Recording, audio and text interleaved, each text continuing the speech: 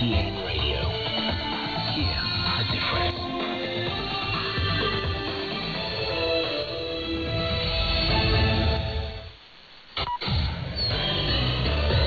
Now the news.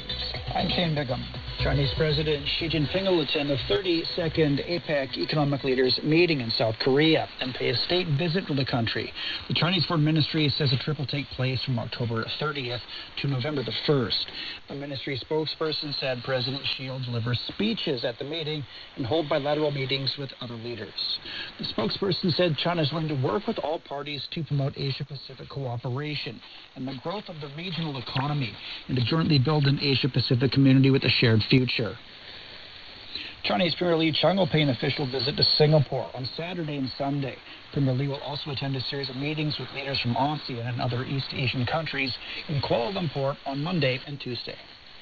China's national legislature has voted to designate October 25th as the commemoration day of Taiwan's restoration. The Standing Committee of the 14th National People's Congress adopted the decision on Friday at its ongoing session. The state will hold commemorative activities in various forms on this day. The decision said the restoration of Taiwan is an important outcome of the Chinese people's war of resistance against Japanese aggression and compelling proof of the Chinese government's recovery of sovereignty over Taiwan. Commerce Minister Wang Wentao says China will open wider in the 15th five-year plan period, focusing on the service sector. The country will make efforts to expand market access from 2026 to 30. China will also accelerate the advancement of regional and bilateral trade and investment agreements. National Development and Reform Commission head Zhang Shanjie said China will expand emerging and future industries while upgrading traditional industries. He said the aim is to build a modernized industrial system and reinforce the foundations of the real economy. The 20th CPC Central Committee just concluded its fourth plenary session, adopting recommendations for formulating the 15th five-year plan for social and economic development. Officials said the plan will be crucial for achieving the country's broader goal of basic socialist modernization by 2035. Dai Kai has more. We've just heard from officials from some of the key departments and ministries. They've laid out the roadmap for China's development for the next 5 years. And these cover critical areas from the macroeconomy to national policy, agriculture, technology, trade, and public health. And as the communique puts it, China's economy remains solid with great resilience and potential. The strength of its socialist system, of its massive domestic market, complete industrial chain, as well as abundant talent resources continue to stand out. China's making preparations to launch a crew on the Shenzhou 21 spaceship. The ships arrived at the launch area in northwest China. The China Manned Space Agency said it will carry out various pre-launch function checks and joint tests ahead of the mission. Zhoushan Satellite Launch Center is now China's only launch site for manned space missions. To date, all Shenzhou series spacecraft have launched from this center.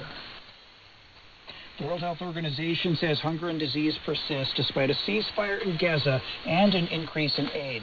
WHO Chief Tedros Adhanom Ghebreyesus said the flow of aid remains only a fraction of what's needed. He said the needs are immense, as more than 170,000 people in Gaza have injuries, including 42,000 who require long-term rehabilitation. He said there are still 15,000 patients who need treatment outside Gaza, including 4,000 children. More than 700 have died while waiting for evacuation. U.S. carrier Alaska Airlines says it's restored operations following a tech outage that grounded flights across all airports and led to the cancellation of at least 229 flights. The airline said it's working to get operations back on track as quickly and safely as possible, adding that further flight disruptions are likely. It did not disclose the cause of the outage. The airline also grounded all of its flights in July for about 3 hours due to an IT outage. Spanish police say they've recovered a 1919 Pablo Picasso painting that went missing earlier this month ahead of its planned display in southern Spain. The small-framed still life with guitar was part of a larger shipment of artworks moved from Madrid to Granada for a temporary exhibition.